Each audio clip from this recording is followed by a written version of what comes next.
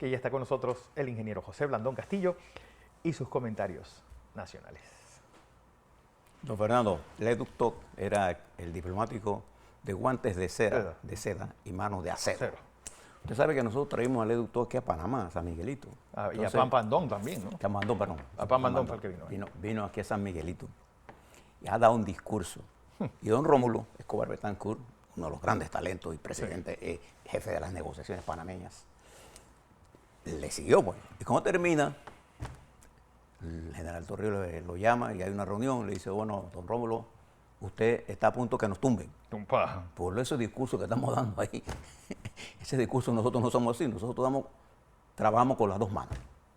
Nada más para que usted vea cuán metidos estábamos nosotros en el mundo, que fue uno de los hombres más importantes de Vietnam, en ese momento en que Vietnam era el símbolo del anticolonialismo. Y nosotros estábamos en la cima de la lucha anticolonial. ¿En 76 o 76? Bien, déjeme hablarle, Fernando, rápidamente de algunas de las cosas que he escuchado con respecto a las elecciones del domingo. Y entonces, yo lo que les pido es que miremos las cifras como son y las interpretemos correctamente. En la historia panameña, Fernando, y usted me ayuda si me equivoco, en el 94, la presidencia la ganó Ernesto Pérez Valladares con una diferencia de 3%. Sacó 33 contra 29 de Mireya Moscoso. Una cosa así. En el año siguiente... La elección siguiente, Mireya Moscoso gana 41 contra 38, 3%. El único presidente que ganó en forma mayoritaria fue la campaña de Martinelli, que ganó con el 60 y tanto por ciento. 60 contra 38. En la campaña de Varela ganó con el 39%. En la campaña de presidente Cortizo, 3%. Quedó con 3% por encima de Rómulo Rux. Entonces, la primera cosa que usted debe saber, en una democracia y en las leyes panameñas, usted gana con el porcentaje, como no tenemos segunda vuelta, nosotros ganamos en primera vuelta con el que tenga más votos. Más votos, incluyendo si ese voto es en la más uno. ¿Es así o no es así? Esa es la democracia. Bueno, lo que pasó en 1984. Bien. Con los 1.713 votos. En las primarias de los partidos, uno mide las cosas, porque las primarias de los partidos, usted debe entenderlo como lo que son. Son ejercicios para escoger quién es el que tiene en el partido la mayoría de los votos. Y la muestra significativa, nosotros lo hemos dicho con los partidos de más de 100.000, cuando un partido vota con el 25%, es una muestra extraordinariamente buena para decidir quién es el dirigente de ese partido. Aquí lo vimos hace una semana pasada. Ricardo Martinelli se alzó con un partido que votó 25% nuevo, ¿no así? Pero ganó con el 97% del voto. Ese es el primer candidato. El siguiente candidato, que lo cogió su partido, el PRD, este domingo pasado, se alzó con el 54%, 50%, vamos a redondearlo. Usted ponga los numeritos ahí, ¿no? Entonces, fíjese lo que leí en el periódico La Prensa. Y varios periódicos. Y lo pagué. Cortizo ganó, pero no ganó contundentemente. Opa. ¿Qué se entiende por contundentemente? ¿En dónde en la ley dice que uno tiene que ganar contundentemente y qué es contundentemente? Si 2-1 no es contundentemente, ¿qué es contundentemente? No, que debió sacar más. Pero el mundo es diferente. La competencia es diferente. Entonces, uno tiene que mirar los números como son. El primero, ¿con qué ganó? Con el 54%. El otro quedó con 26, 27. Casi el doble. Entonces, ¿qué contundencia más grande que esa? 2. El número de votantes. Oiga, nosotros hemos dicho que cuando un partido moviliza más del 25%, es un éxito. Y si es un partido grande, todavía es más grande. El partido, nosotros habíamos estimado entre 50 y 60%. Votó el 60,1%. Entonces, ¿qué es lo destacado en esta elección? Que la estructura de organización del PRD logró colocar el 60,1% de su membresía, que son 732.000 en las urnas. Y viene la más cosa que me impresiona. La lectura que hacen del voto blanco. Fernando, el voto blanco es voto blanco. ¿Qué es? Puede ser 1000 cosas. Entonces... Bueno, aquí no significa nada. Pero, por ejemplo, en ciertas legislaciones, pero aquí no si el voto blanco usted llega a 30%, hay que repetir la elección con otros candidatos. Pero usted lo ha dicho, en nuestra elección, sí, nulo o blanco nada. es igual. No significa nada. El voto blanco puede tener 1000 significados. A usted puede darle, todo ese voto blanco era anti Gabriel Carrizo. Yo no sé. Puede ser que sea la mezcla de varias cosas. Pero entonces sumar el voto blanco y después sumar toda la oposición para decir que hay un porcentaje más alto. Bueno, cuando Cortizo ganó la presidencia, cuando la ganó Ernesto Pérez Valladares, cuando la ganó Mireya y Martín Torrijos, la mayoría votó contra esas fórmulas. Claro. Salvo Ricardo Martinelli, que sobrepasó El 50%. el 50% por mucho. Votó con un 60%. 60%. Con 60, 38 y 2. Sí. Fueron los resultados de 1900. Entonces, inventar fórmulas de que si esto y que el rayado, es como tratar yo de tener la lectura de miles de personas que fueron y votaron en blanco. El voto blanco no cuenta, simple y sencillamente. Cuenta para la participación. Ahora, mírelo de otro punto de vista político. El voto blanco puede ser más fácil de conquistar para el candidato victorioso que el voto comprometido en una candidatura. Mírelo de otra forma. No digo que va a pasar, digo que puede ser. Sí.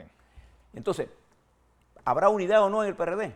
Eso va a depender no de lo que escriban los periódicos. Eso va a depender fundamental y esencialmente del trabajo político que haga la estructura del candidato ahora victorioso, que es Carrizo, con sus delegados. Y hay muchas cosas en juego ahora mismo. Esta es la cabeza.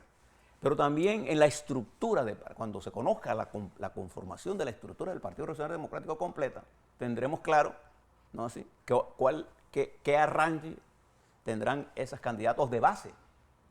Porque esta movilización de 60%, 60.1, requiere de una estructura, Fernando, de manejo territorial impresionante.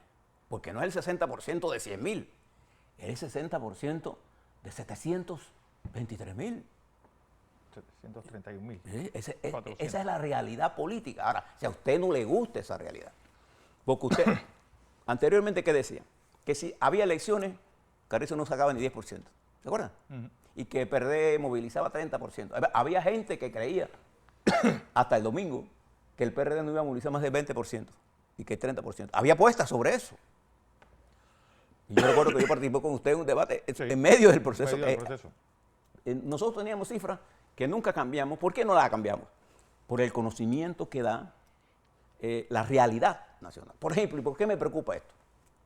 Porque viene una elección, que es la de cambio democrático, que va a ser más pareja.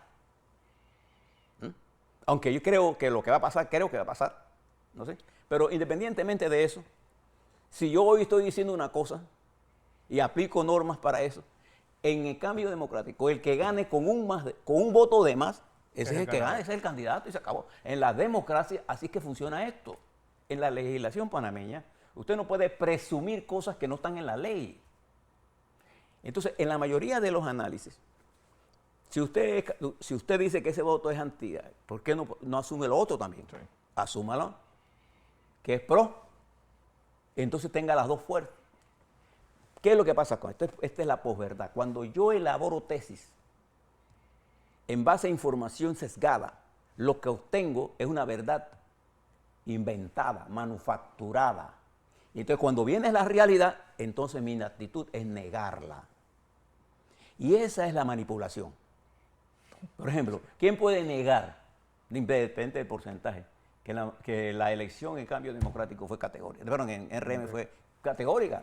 La misma muestra, si hubiera sido 50, 60, el comportamiento hubiera sido el mismo. Entonces, esta elección, que estoy estudiando los números provinciales, me indicó una cosa que nadie ha visto. Usted ha visto la distribución del voto por circuito electoral. Bueno, les puedo decir que en los circuitos donde se sustrajo por decisión del colectivo PRD de la votación, que no votaron, que son San Miguelito, el 45% votó. Sí. Y decía que ahí eso era lo que iba a hacer que... Nada de esas cosas pasaron. Pero nadie les ha explicado a ustedes cuál fue el comportamiento de ese 60% a nivel regional, a nivel estructural, de base. Chiriquí, Veragua, En Arraiján fue arrasador, Sí. en Chorrera, en San Miguelito, en Panamá Centro. Entonces, ¿qué mide eso? Mide la tropa que yo voy a ir a la guerra que viene. ¿Esa guerra es ahora? No, esa guerra todavía falta mucho. Falta las primarias. Mi preocupación ahora es que estamos tratando de inventar, legislar a través del periódico o de la televisión o de la radio. No, las leyes están establecidas, son las reglas del juego. Si Martín Torrijos tiene o no la capacidad de aglutinar, eso es otro tema.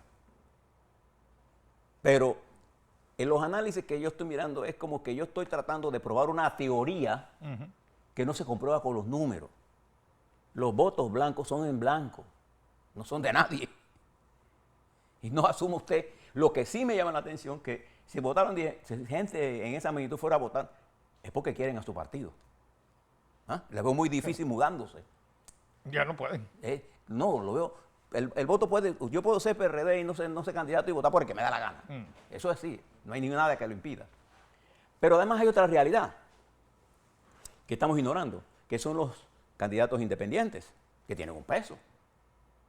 Entonces todo eso lo vamos a tener nosotros el 31 de julio, cuando Cambio Democrático termine esto, cuando el Partido Panameñista termine de hacer sus elecciones primarias y sepamos todos los candidatos. Y entonces comienza en agosto un proceso de unificación, de alianzas políticas permitidas por la ley. Y vamos entonces a un largo periodo de receso electoral entre finales de septiembre, octubre, noviembre y diciembre, para comenzar el proceso, pero va a haber campaña. ¿Qué le quiero decir con esto? Todo este torrente de análisis que yo estoy escuchando, que contradice los más elementales principios de la objetividad, y que son exactamente lo que este muchacho escribió el sábado. Digo muchacho porque es más joven que yo, no por más nada. Claro. Este es un estudiante universitario. Lo he citado aquí por el respeto que me da la información que él vertió escrita en ese escrito de la comunicación política en la era de la posverdad. A usted le cuesta, Fernando, y a mí, salvo que tengamos una gran disciplina científica para mirar las cosas, contradecir, prestar la atención a algo que contradice mi pensamiento. La inteligencia, básicamente, ¿no? Y decía Pablo Casal que hay una cosa que le maravillaba, era cuando un viejo reconocía el argumento de otro. Porque como en mi pueblo dice que el loro viejo no da la pata. Cuando uno se pone viejo, le cuesta el cambio. Pero en el mundo de la tecnología, el que no está dispuesto a cambiar el paradigma por las cosas que están ocurriendo. Entonces, ¿qué sucede? Hay gente que ya arquitectó una verdad, construyó una verdad, que cuando venga la realidad y choque contra esa verdad, entonces va a quitar fraude. En realidad, lo que está ocurriendo es lo que está ocurriendo, ¿no? Y la verdad es que hoy tenemos 2 candidatos presidenciales. Esto determina lo que va a pasar el 5 de mayo. Eso depende de. Y fíjate, cada vez que yo introduzco depende de, o en inglés, cuando yo digo if, eso quiere decir que mi capacidad para predecir lo que va a ocurrir se diluye en la medida en que yo tenga depende de o if más. Es decir, la predicción del proceso electoral tiene muchos if o depende de lo que pase en la primaria Cambio Democrático, lo que pasa en el panameño, lo que pasa en el 3, lo que pasa en el sistema judicial, en fin, tantas variables, lo que pasa en la economía. Por ejemplo, usted ha visto la alaraca, y voy a terminar aquí, que se ha formado con respecto a todos estos países nuestros de América del Sur. Observe 3 variables económicas importantes. Macroeconómicamente, la economía de mejor comportamiento en América Latina es Panamá. El Producto Interno Bruto creció a punto de no solamente estar en recuperación, sino está en crecimiento. Los organismos internacionales prevén un crecimiento de Panamá en 5,5 para el 23. Y tenemos una de las inflaciones más bajas.